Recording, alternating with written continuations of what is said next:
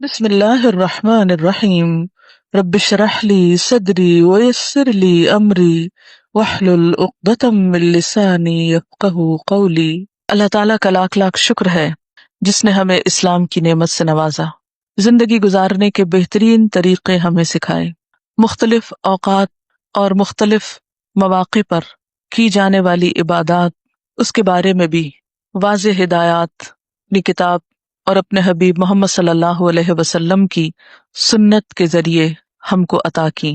چونکہ یہ ماہ شعبان ہے، یہ بھی بابرکت مہینوں میں سے ایک مہینہ ہے۔ احادیث میں ہم دیکھتے ہیں کہ اس مہینے کی جو مخصوص عبادات بتائی گئی ہیں وہ روزے ہیں۔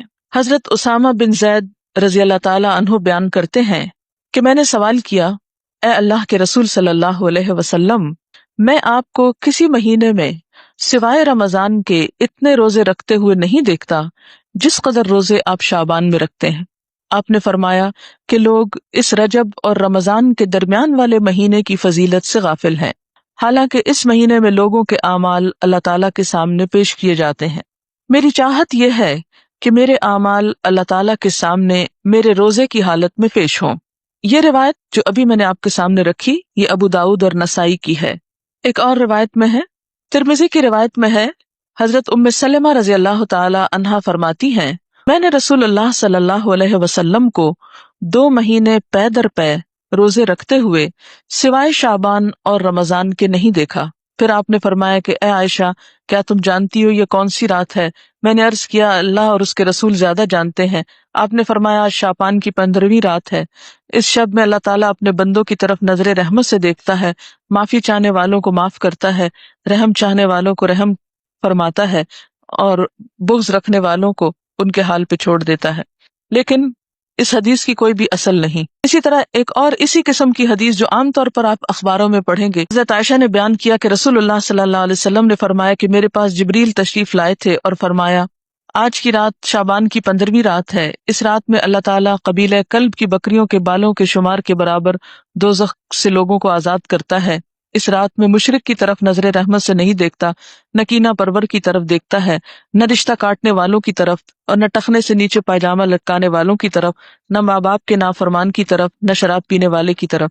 تو اس کی بھی کوئی حقیقت نہیں ہے۔ پھر اسی طرح ایک اور موضوع حدیث ہے، شعبان کی 15ویں تاریخ کا روزہ 120 سال کے روزے کے برابر ہے۔ یہ بھی مشہور ہے بات، اور یہ بالکل جھوٹ بات ہے۔ اور شعبان کی 15ویں رات قیام کرو اور دن کو روزہ رکھو، کیونکہ اللہ تعالیٰ اس دن آسمان دنیا پہ تجلی فرما کر کہتا ہے کہ ہے کوئی بخشش مانگنے والا کہ اسے بخش دوں۔ یہ تو ہر رات میں ہوتا ہے۔ صحیح حدیث سے کیا پتہ چلتا ہے کہ ہر رات اللہ تعالیٰ آسمان دنیا پہ نزول فرماتے ہیں اور یہی فرماتے ہیں کہ ہے کوئی بخشش مانگنے والا کہ میں اسے بخش دوں، ہے کوئی مصیبت زدہ کہ میں اس کی مصیبت دور کروں۔ اس کے لیے صرف 15 رات مخصوص نہیں ہے۔ پھر اسی طرح یہ ہے کہ بعض لوگ 15 شب کو جاگتے ہیں اور صبح روزہ رکھتے ہیں، اور ان کے نزدیک یہ رات کو جاگنا اور صبح روزہ رکھنا جو ہے یہ سارے گناہوں کی معافی کا ذریعہ ہے۔ اس کے بارے میں ایسی کوئی بشارت یا کوئی فضیلت کسی صحیح حدیث میں نہیں آئی۔ ایک ضعیف حدیث میں ایسی چیز ملتی ہے، اس لیے اگر کوئی اپنے شوق سے کسی ایک رات میں جاگنا چاہے تو وہ صرف 15 نہ جاگے، 13 بھی جاگ لے، 14 بھی جاگ لے، یا کوئی اور رات بھی شعبان کی جاگ لے، صرف اسی رات کو مخصوص نہیں کرنا چاہیے۔ تو عام طور پر لوگ یہ کہتے ہیں کہ کیا فرق پڑتا ہے، کوئی نیکی کرتا ہے تو کرتا رہے، تو ٹھیک ہے، وہ ان کی مرضی۔ لیکن اگر کوئی یہ سمجھے کہ اس نیکی سے میرے سارے گناہ معاف ہو جائیں گے یا میرے اگلے پچھلے گناہوں کی صفائی ہو جائے گی، تو ایسی کوئی توقع نہیں رکھنی چاہیے۔ وہ تو یہ بھی ہو سکتا ہے کہ آپ کسی بھی وقت اللہ سے رو کر دعا مانگیں تو ہو سکتا ہے پچھلے سارے گناہ معاف ہو جائیں۔ لیکن اس رات کے بارے میں ایسی کوئی صحیح حدیث جو ہے وہ نہیں ملتی۔ آپ دیکھیے کہ یہ سب چیزیں بیان کرنے کا مقصد کیا ہے۔ مقصد یہ نہیں ہے کہ لوگوں کو ایک نیکی سے ہٹایا جائے، مقصد یہ ہے کہ لوگوں کو خود ساختہ بوجھ سے نکالا جائے۔ جب ہم دین میں کوئی چیز خود ایجاد کرتے ہیں، خود اس کی فضیلت بنا لیتے ہیں، اس کی پابندی کرتے ہیں، تو بسا اوقات ہم اپنے اوپر ناروا بوجھ ڈال لیتے ہیں۔ یہود و نصارہ کے ہاں اپنے روحانی تزکیے کے لیے کچھ عبادات انہوں نے خود سے خود گھڑ لی تھی جو اللہ کی طرف سے ان پر عائد نہیں تھی۔ آہستہ آہستہ کیا ہوا، وہ اصل عبادات سے بالکل دور چلے گئے اور خود ساختہ عبادات اپنی گردن پر لاد لی، اور نتیجہ کیا ہوا کہ وہ ایک وقت آیا کہ وہ بالکل دین سے بیگانہ ہو گئے۔ آج ہمارے معاشرے میں بھی ہم دیکھتے ہیں کہ جو اصل دین ہے اس سے ہم کوسوں دور ہیں، جو کرنے کے کام ہیں وہ ہم کرتے نہیں، اور جو نہیں کرنے کے کام ان کو ہم بہت پابندی سے کرنا شروع ہو گئے ہیں۔ اس کا نتیجہ کیا نکلا ہے کہ ہم ایسے بوجھ تلے دب گئے ہیں کہ جس نے ہم سے ہمارے فرائض بھی بعض اوقات چھڑا دیے۔ نبی صلی اللہ علیہ وسلم کے آنے کی غرض جو قرآن پاک میں بتائی گئی ہے سورۃ الاعراف میں، وہ کیا ہے؟ وَيَحِلُّ لَهُمُ الطَّيِّبَاتُ وَيُحَرِّمُ عَلَيْهِمُ الْخَبَائِثَ وَيَدَعُ عَنْهُمْ إِصْرَهُمْ وَالْأَغْلَالَ الَّتِي كَانَتْ عَلَيْهِمْ، اور پاکیزہ چیزوں کو وہ ان کے لیے حلال بتاتے ہیں اور گندی چیزوں کو ان پر حرام فرماتے ہیں، اور ان لوگوں پر جو بوجھ اور طوق یعنی پچھلی شریعتوں نے ڈال دیے تھے ان کو دور کرتے ہیں۔ تو نبی صلی اللہ علیہ وسلم نے پچھلی شریعتوں کی سب من گھڑت عبادات کو ختم کر دیا اور صاف ستھرا قابل عمل دین ہمارے لیے چھوڑا، کہ جس میں دن میں 5 نمازیں فرض ہیں تو سال میں ایک رمضان کے روزے فرض ہیں، اور ایک مرتبہ صاحب حیثیت لوگوں پر زکوٰۃ فرض ہے سال میں، اور زندگی میں ایک مرتبہ حج فرض ہے صاحب استطاعت لوگوں پر۔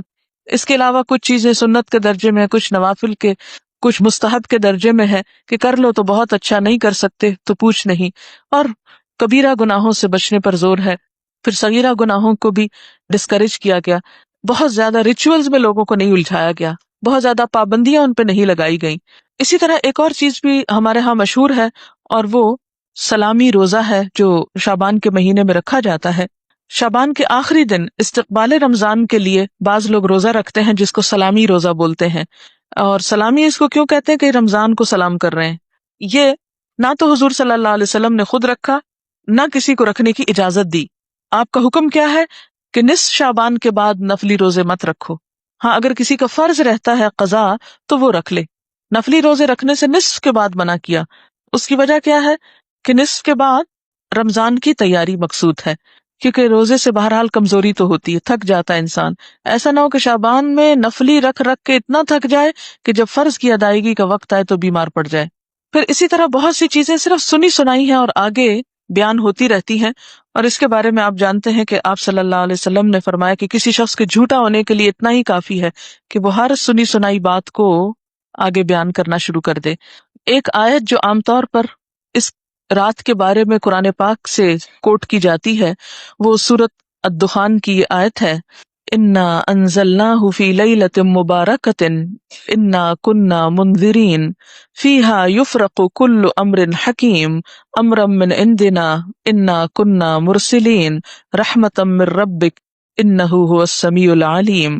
ترجمہ ہے اس کا، بے شک ہم نے اسے برکت والی رات میں اتارا ہے، بے شک ہم خبردار کرنے والے ہیں، اس میں بانٹا جاتا ہے ہر حکمت والا کام ہمارے پاس کے حکم سے، بے شک ہم بھیجنے والے ہیں تمہارے رب کی طرف سے رحمت، بے شک وہی سنتا جانتا ہے۔ یہ آیات مکہ معظمہ میں نازل ہوئیں، واقعہ معراج سے قبل نازل ہوئیں۔ اس وقت 5 وقت نماز بھی فرض نہیں ہوئی تھی، روزے ویسے ہی 2 ہجری میں فرض ہوئے، اور مکہ میں بقی نام کا کوئی قبرستان تک نہ تھا، لہذا جو یہ بات مشہور کی گئی کہ اس رات میں فیصلے ہوتے ہیں، اور حضور صلی اللہ علیہ وسلم سے وہ ایک بہت بڑی روایت منسوب ہے کہ آپ صلی اللہ علیہ وسلم بقی والوں کے پاس رات کے وقت گئے اور وہاں پر آپ نے ان کے لیے دعائے مغفرت کی، تو اس کی کوئی بھی حقیقت نہیں ہے۔ بات یہ ہے کہ یہ آیت کیا بتاتی ہے، اس کی وضاحت دیکھیے، اس میں کیا لکھا ہے۔ پہلے یہ بتا دوں کہ اس آیت کے بارے میں لوگوں نے یہ مشہور کر رکھا ہے کہ یہ 15 شعبان کے بارے میں ہے۔ یہ سورۃ دخان کی یہ آیتیں عام طور پر آپ دیکھیں گے کہ ٹیلی ویژن میں 15ویں شب کو مختلف پروگرامز کے شروع میں کوٹ کی جاتی ہیں، پڑھی جاتی ہیں، اور لوگوں کو اس آیت کے ریفرنس سے یہ بتایا جاتا ہے کہ یہ 15 شعبان ہے، حالانکہ اس آیت کا نزول کب ہوا؟ مکہ میں ہوا، اور مکہ میں معراج سے قبل۔ اور پھر اس آیت میں جو بات پتہ چلتی ہے وہ کیا کہ اس مبارک رات میں قرآن پاک نازل کیا گیا، انا انزلناہ فی لیلۃ مبارکۃ۔ قرآن پاک ہی کی ایک اور آیت سے کیا پتہ چلتا ہے کہ قرآن پاک کب نازل ہوا؟ آپ بتائیے۔ رمضان میں نازل ہوا۔ سورۃ البقرہ کی آیت شہر رمضان الذی انزل فیہ القرآن، کہ رمضان وہ مہینہ ہے جس میں قرآن پاک نازل کیا گیا۔ اسی طرح اگر آپ 15 کو آتش بازی کرتے ہیں یا حلوہ پکاتے ہیں تو وہ آپ کا لوکل کلچر تو ہو سکتا ہے، اس کا اسلام سے کوئی تعلق نہیں، کیونکہ اس کے بارے میں نہ کوئی تعلیم قرآن پاک سے ہم کو ملتی ہے اور نہ ہی نبی صلی اللہ علیہ وسلم کی سنت سے۔ مثلاً اس رات میں کیا ہوتا ہے، حلوہ پکایا جاتا ہے اور دوسروں کو کھلایا جاتا ہے، مردوں کی فاتحہ دلائی جاتی ہے، چراغاں کیا جاتا ہے، کینڈلز وغیرہ لوگ چھتوں پر جلاتے ہیں، اور اب اس کی جگہ دوسری بجلی کی بتیاں بھی جلائی جاتی ہیں۔ جہاں تک اس بات کا تعلق ہے کہ حلوہ پکانا، تو آپ دیکھیے کہ اس کے پیچھے یہ کہا جاتا ہے کہ نبی صلی اللہ علیہ وسلم کا دانت مبارک احد میں شہید ہوا تھا، تو آپ کو حلوہ پکا کر کھلایا گیا تھا، تو ہم بھی حلوہ پکاتے ہیں۔ تو بات یہ تھی کہ آپ نے تو دانت شہید کروایا تھا، ہم نے کتنے دانت اسلام کی راہ میں شہید کرائے ہیں۔ ان کے ہاں یہ بھی خیال کیا جاتا ہے کہ جب تک یہ رسم ادا نہ ہو انسان مردوں میں شریک نہیں ہوتا، وہ معلق رہتا ہے۔ اب آپ دیکھیں کہ جو لوگ یہ رسم نہیں کرتے ان کے تو سب مرنے والے اب تک لٹک رہے ہیں کہیں، اور وہ مردوں میں شریک نہیں ہوئے، تو یہ کتنی نان سینس قسم کی بات ہے۔ کیا کوئی دین اس قسم کی تعلیمات دے سکتا ہے؟ اور بعض لوگ اس کی دلیل جو روحوں کے آنے کی کہتے ہیں کہ قرآن پاک میں بھی روح کا لفظ آیا ہے، اور حالانکہ آپ جتنی آیتیں بھی اس ضمن میں پڑھ چکے ہیں وہ حضرت جبریل علیہ السلام کے بارے میں ہے یا وحی کے بارے میں ہے۔